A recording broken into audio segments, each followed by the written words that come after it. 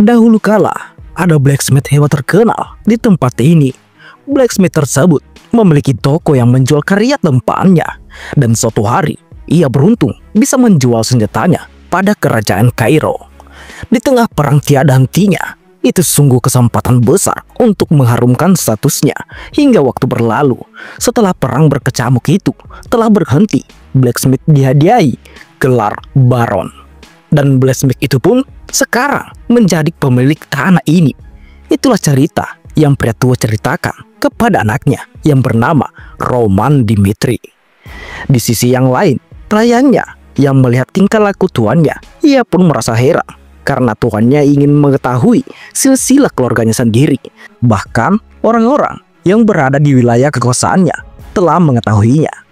Namun, kita kembali beberapa jam yang lalu. Sebelumnya, Roman Dimitri bertemu dengan pria tua tersebut, di mana Roman Dimitri telah mengetahui bahwa ia adalah anak tertua dari keluarga Baron Dimitri. Dan kemudian diberitahu juga kalau di kerajaan Kairo ini yang berada di benua Salamander tidak ada yang namanya murim. Dan kenapa Roman Dimitri beritahu soal itu? Itu karena sebelumnya ia bertanya tentang dirinya dan keadaan tempatnya kepada pelayannya. Setelah Roman Dimitri mulai mengetahui kehidupannya yang sekarang ini, kini kita lanjut di mana pelayan merasa heran melihat tingkah aneh dari tuannya. Ia pun berpikir, apakah jangan-jangan tuannya mengkonsumsi narkoba? Karena ia mendengar di kalangan orang kaya kalau tuannya sering mengkonsumsi narkoba. Ditambah selama 25 tahun terakhir, Roman Dimitri sering menghabiskan waktu di dalam ruangannya saja, yang menambah kecurigaan tersebut terhadap Roman Dimitri. Dan karena itulah Roman Dimitri dipanggil si pecundang dari keluarga Dimitri. Kemudian pelayan itu pun memberitahukan kalau hari itu tunangannya dari keluarga Lauren akan datang berkunjung, serta berkata kembali kalau lady dari keluarga Lauren sangat berjunjung tinggi keeleganan. Dan kata kerama, ketika ia melanjutkan pertanyaannya kembali, Roman Dimitri memotong perkataan pelayannya tersebut. Ia pun berkata, ada yang lebih penting ketimbang itu. Antar orang tertua di tanah ini ke hadapanku. Bagiku, si lady itu tidak begitu penting ketimbang mengetahui cara hidup di dunia ini. Pelayan tersebut mendengar perkataan tuannya, kini mulai kebingungan. Kenapa juga orang yang sudah hidup di tempat ini kini bertanya seperti itu? Tapi karena dia hanya sebagai pelayan, ia pun hanya melaksanakan tugasnya. Dan singkatnya, ketika Roman Dimitri telah bertemu dengan tetua dan telah menjelaskan seluruh kisah keluarga Baron Dimitri, Roman pun berterima kasih dan berkata akan memberikannya hadiah kepada tetua tersebut. Dan diketahui ternyata yang menggunakan tubuh Roman Dimitri adalah seorang yang bernama Baek John Hyo. Dia adalah pendekar di dunia murim yang menjalani hidupnya dengan pertarungan setelah mendapatkan semuanya di dunia murim. Dan tak lama ia pun mati. Namun beberapa alasan ia malah terbangun di dalam tubuh Roman Dimitri. Berpikir apakah itu kehendak dari surga ataukah itu adalah hukuman dari dewa, karena menurutnya ia tak menerima ascension. Tak lama ia mendengar keributan di luar dan terlihat seorang pemuda yang dihajar dari sekelompok preman. Pemuda itu terus dihajar oleh preman tersebut. Dan saat pelayan Roman Dimitri berencana melihat kejadian itu, pada saat dia melihat tato dari sekelompok orang tersebut pun terkejut.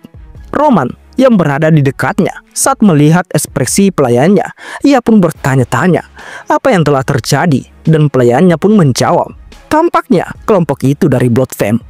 Mereka tidak hanya berada di wilayah Dimitri saja, mereka itu adalah sekelompok rentenir yang bermarkas di wilayah sekitar Dimitri juga. Berpikir jika pemuda tersebut telah berhutang banyak kepada Blood Fam, soalnya mereka telah bertindak sejauh itu. Pelayan itu pun berbisik kepada Roman Dimitri agar berpura-pura saja tidak melihat kejadian itu. Namun Roman Dimitri langsung menghampiri mereka sambil menghentikan tindakan kelompok tersebut. Mendengar seseorang menghentikannya, kelompok tersebut lekas memperhatikan pria tersebut. Lalu salah satu dari mereka yang berkepala plontos berkata, apakah kamu ikut campur karena kebangsawananmu itu? Apa sesuatu yang lainnya? Namun bukannya kelompok tersebut ketakutan. Melainkan kelompok tersebut kini tertawa dan menyuruh Roman Dimitri untuk segera lekas pergi. Karena itu bukanlah urusannya. Pelayan Roman lalu mengajak Roman Dimitri untuk segera pergi dari sini karena anggota Blood Flame sangat kejam. Kendati demikian, Roman Dimitri segera menyuruhnya diam, lalu mempertanyakan hukum yang ada di dunia barunya karena dia belum mengetahuinya. Sekaligus menanyakan siapa yang melanggar hukum dan hukuman seperti apa yang pantas untuk mereka kepada pelayannya. Mendengar pertanyaan Roman, pelayan tersebut pun terkejut. Menurutnya, karena pemuda itu telah berhutang dan tak bisa melunasinya tepat waktu, memang dirinya salah. Akan tetapi, anggota Blood Flame tidak memiliki izin untuk turun tangan mengenai masalah itu. Dan yang lebih penting lagi, mereka tidak menghargai Anda sebagai putra tertua keluarga Baron Dimitri. Dan kesimpulan saya, kejahatan itu sudah sepantasnya dibayar dengan nyawa. Menurut hukum ini, tidak aneh jika mereka dijatuhkan hukuman mati. Yang membuat mereka mendengar itu pun kini menatap ke arah pelayan tersebut. Roman Dimitri pun lalu berkata, jika mereka sudah melanggar hukum dan berencana akan menghukumnya, mereka yang mendengar itu bukannya takut, tapi malah meledek Roman Dimitri. Karena yang mereka ketahui, kalau Roman Dimitri adalah orang yang tak berguna, yang berada di keluarga Dimitri. Dan mereka pun beranggapan kalau Roman Dimitri adalah orang yang sangat bodoh, yang berani-beraninya hanya ingin melawan Blood Flame. Mendengar olokan itu, Roman Dimitri hanya tersenyum dan berkata, dan karena itulah kalian semua hanya sekumpulan sampah. Karena berbicara seperti itu kepada penguasa wilayah ini, aku tak perlu menahan diri. Setelah berkata seperti itu, Roman pun kini bergerak ke arah mereka. Dan mereka yang melihatnya pun terkejut. Lalu serentak ia menyerang balik Roman Dimitri. Kendati demikian, Roman dengan cepat menghindar dan langsung menusuknya memakai ranting sampai menembus leher orang tersebut. Rekannya yang melihat itu pun cukup marah dan segera menyerang Roman Dimitri. Tapi masih bisa dihindari oleh Roman, sekaligus menendangnya dan langsung menusuknya. Pelayan Roman Dimitri yang melihatnya pun tak percaya kalau yang ada di hadapannya adalah tuannya. Roman Dimitri terlihat saat pertama kali membuka matanya setelah reinkarnasi adalah surat wasiat tulisan Roman asli dan narkoba yang berserakan di lantai. Lalu kerajaan Kairo yang saat ini sedang dalam masa perang kini memilih perwakilan dari setiap penguasa dan memaksanya melayani kerajaan. Dan Roman Dimitri yang terpilih sebagai perwakilan dari keluarganya untuk bergabung dalam militer pun kini telah bunuh diri.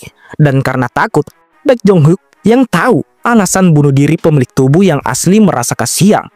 Tapi tidak peduli bagaimanapun kehidupannya, pemilik tubuh sekarang adalah dirinya, seorang pemimpin sekte Heavenly Demon bernama Baek Jong-hyuk. Dan selama dia menguasai tubuh Roman Dimitri, dia akan menjalani hidupnya seperti Baek Jong-hyuk. Dan salah satu orang yang masih hidup melihat pembantaian Roman kepada rekannya, dia pun merasa ketakutan dan kini mencoba melarikan diri. Namun Roman segera menangkapnya dan berkata, demi para kelompok yang bertindak tak sesuai peraturan, dibutuhkan yang namanya penegak hukum. Meski aku tak akan mencabut nyawamu, kau masih harus membayar atas kata-kata kasarmu padaku. Dan Roman pun memotong lidah orang tersebut. Roman juga berkata kalau ada di antara orang-orang yang melihatnya tidak senang dengan hukumannya pada mereka, Roman dengan tegas menyuruh langsung datang ke hadapannya kapanpun itu.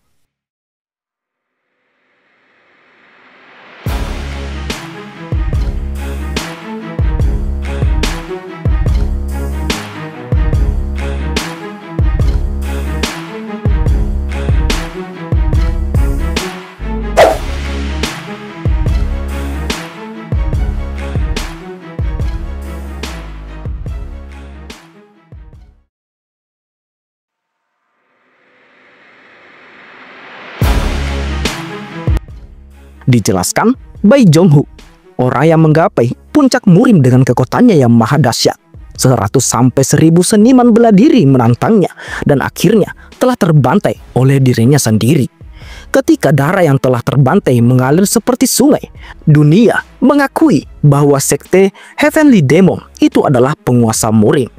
Tapi sekarang malah mondar-mandir, cuman membereskan tikus jalanan saja. Dan pelayan yang bernama Hans, dia pun diperintahkan oleh Roman untuk segera memanggil penjaga dan menyuruhnya untuk menceritakan apa yang sudah terjadi serta menyelidiknya. Hans yang mendapat perintah tersebut, ia pun langsung bergegas pergi untuk memanggil penjaga. Dan Roman yang menyadari kalau tubuhnya benar-benar cukup sangat lemah, tak memiliki ki yang besar, dan aliran ki-nya juga sangat kacau. Roman pun berencana ingin dengan cepat mengumpulkan informasi dan memperkuat tubuhnya. Dan di sisi yang lain, pemuda yang dipukuli oleh kelompok Bloodfen pun berterima kasih karena Roman telah menyelamatkannya. Roman pun berkata, "Jangan salah paham, aku tidak melakukan ini untuk menolongmu. Bloodfen melanggar hukum, dan aku cuman menjatuhi mereka dengan hukuman. Dan kau juga tidak dalam pengecualian. Jadi jelaskan semuanya tanpa berbohong sedikit pun, bila agar lidahmu tetap putus saat ini." Pemuda itu pun bercerita kalau orang tuanya meminjam uang dari Bloodfen untuk bercocok tanam. Berpikir ia dapat melunasinya jika berhasil menjual hasil panennya. Tapi para sekelompok Bloodfen telah merusak hasil panennya agar kami tidak bisa melunasi hutang kepada mereka. Dan pemuda itu menyadari tindakan para anggota Bloodfen tersebut dikarenakan telah mengincar adiknya, dan ia pun berpikir hidupnya berasa seperti tak adil saja. Walaupun kami selalu kekurangan, ia tak pernah merepotkan siapapun. Namun kami selalu diusik oleh orang lain. Pemuda itu pun meminta pertolongan kepada Roman, meski cuma harus menolong adiknya saja. Roman yang melihat keteguhan dari sorot matanya kini telah mengingatkannya dia kepada Menos Demon, salah satu dari 4 Heavenly Kings. Dan Roman yang mengingat saat dulu bertemu dengan Menos Demon itu sama seperti situasi yang sekarang ini, di tempat kumuh dan kotor. Roman pun bertanya nama pemuda tersebut, dan dia pun memperkenalkan dirinya dengan nama Kevin. Mengetahui namanya, Roman pun berjalan pergi sambil berkata kalau dia akan memeriksa kebenaran dari kata Kevin barusan dan akan menangani kejadian ini dengan adil dan benar. Setelah kejadian tersebut, Roman berpikir sepertinya ia akan menjalin hubungan panjang dengannya. Dan di tempat lain, terlihat sebuah kereta kuda yang memasuki wilayah Dimitri. Diketahui rombongan tersebut dari wilayah Lauren, dan yang berada di dalam kuda tersebut itu tidak lain Lady Flora, putri dari keluarga Lauren. Sebulan yang lalu, di kediaman Lauren dihebohkan dengan perjodohan antara Lady Flora dan Roman Dimitri. Ayah Lady Flora berkata kalau itu dilakukan untuk mengatasi situasi yang buruk untuk wilayah Lauren yang kurang baik. Lady Flora tak terima atas pernikahannya yang diputuskan begitu saja. Ditambah dia dijodohkan dengan keluarga Dimitri yang dikenal sebagai keluarga penambang. Lady Flora berpikir kalau setiap orang yang berada di wilayahnya Dimitri memiliki otot yang kekar, dan Lady Flora pun menganggap keputusan ayahnya sudah keterlaluan. Namun ayahnya hanya bisa meminta maaf kepadanya karena telah membuat keputusan seperti itu. Kembali ke cerita, Lady Flora yang sampai di kediaman keluarga Dimitri. Sebelumnya, dia mengira kalau dirinya akan menikah dengan putra kedua yang memiliki masa depan yang cerah. Namun, harapan itu pun pupus ketika putra tertua, yaitu Roman Dimitri, telah memaksanya untuk menikah. Seorang pecundang dari keluarga Dimitri, Lady Flora yang mengetahui kalau Roman Dimitri yang menjalani hidupnya cuman dari kemewahan dan bersenang-senang saja, dia pun berencana membatalkan pernikahannya meski dia tahu kalau situasi di wilayahnya dalam keadaan tidak baik-baik saja. Dan Roman yang mendengar perkataan Lady Flora, dengan santainya dia bilang kalau itu tidaklah masalah untuknya, yang sontak membuat Lady Flora pun kaget. Setelah mendengar perkataan Roman Dimitri, Roman pun meneruskan perkataannya kalau dia juga sudah mendengar tentang pernikahannya, serta berkata kalau dia yang dianggap si bodoh Dimitri tidak pantas menikah dengan seorang seperti Lady Flora. Jadi, Roman berpikir kalau keputusan yang tepat adalah sama, yaitu membatalkan pernikahannya saja. Lady Flora yang masih tak menyangka dengan apa yang barusan didengarnya, Roman pun lalu berencana akan langsung menyampaikan kepada ayahnya. Dan mendengar itu, Lady bertanya kepada Roman kalau dia mengetahui pernikahannya tersebut terjadi karena Roman benar-benar menginginkannya, sedangkan sekarang ingin membatalkannya tanpa syarat. yang membuatnya bingung. Lalu Roman kini berkata, "Terus, apakah Anda mau untuk segera menikah denganku?" Dan Lady Flora menjawab, "Tidak juga." Setelah mendengar jawaban tersebut, Roman pun pergi dan berkata, "Dan jika begitu, jangan menimbulkan banyak masalah. Kita berdua telah setuju untuk membatalkannya. Dan jadi, ya begitulah. Aku juga akan bertanggung jawab penuh atas pembatalannya." Roman juga mengatakan, ia tak masalah jika ia disebut si bodoh Dimitri. Bahkan ia tak masalah juga jika ia disebut si pria pencerai, karena reputasinya sudah buruk dari awal. Dan setibanya di ruangan ayahnya, Roman pun mengatakan pembatalan pernikahan kepada ayahnya, sehingga membuat ayahnya cukup marah. Kemudian ia berkata, "Meski orang-orang menyebutmu si bodoh Dimitri, sebagai ayah, aku berusaha memberimu lingkungan yang sangat baik. Pernikahan dengan Lauren itu jalan terbaik untuk keluarga kita, mendapat posisi yang baik sebagai bangsawan. Kau cukup menikahi perempuan bangsawan cantik yang diidam-idamkan olehmu. Tapi bahkan dirimu tidak bisa melakukan itu." Dan Roman pun hanya bisa berkata maaf kepada ayahnya. Mendengar jawaban simpel itu, ayah Roman pun sangat marah. Lekas mengambil gelas di atas meja tersebut dan langsung melempar gelas itu ke arah Roman sambil berkata, Apa menurutmu masalah ini bisa diselesaikan dengan meminta maaf? Kalau ini berjalan dengan lancar, aku berusaha melakukan sesuatu soal perwakilan militermu, dan sekarang kau harus ke medan perang selama 6 bulan. Apa ada kata-kata untuk ini?" Dan Roman menjawab tidak kepada ayahnya. Sambil menatap Roman dengan serius, ayahnya pun melanjutkan perkataannya, "Aku juga dengar kamu bermasalah dengan Bloodfen. Kata saksi mata, kau menjatuhi mereka hukuman. Tapi, ya, aku tidak mempercayai itu. Mungkin seseorang telah membantumu. Masalahnya, Bloodfen itu adalah sekelompok yang bahkan kami tak bisa tangani. Hal kedua, tidak bisa dipenuhi sebagai anak. Itu dirimu sekarang menangani masalahmu sendiri. Dan jadi, kamu harus menangani masalahmu sekarang. Aku tak akan membantumu sedikit pun."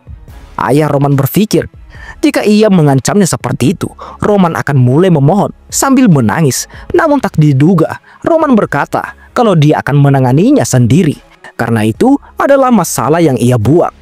Dia juga berkata kalau dia akan kembali setelah menyelesaikan semuanya.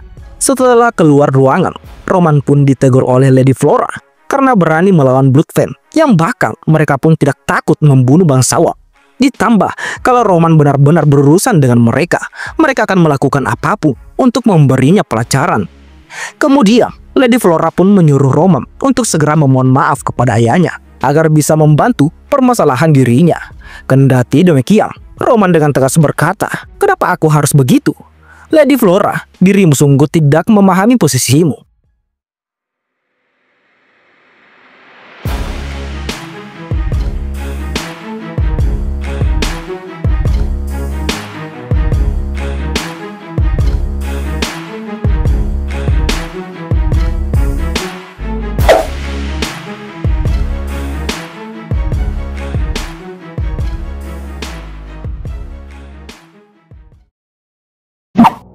Par hari ini telah selesai. Bagaimana lanjutan ceritanya? Jadi, bagi teman-teman yang ingin lanjutan cerita kali ini, teman-teman bisa support Mimin lewat like, komen, dan jangan lupa subscribe channel ini. Dan bagi teman-teman yang ingin support beliin Mimin kopi, teman-teman bisa cek link di deskripsi. Di sana ada link sawernya Mimin. Oke, mungkin sampai di sini saja video kali ini. Terima kasih semuanya. See you next time. Bye bye.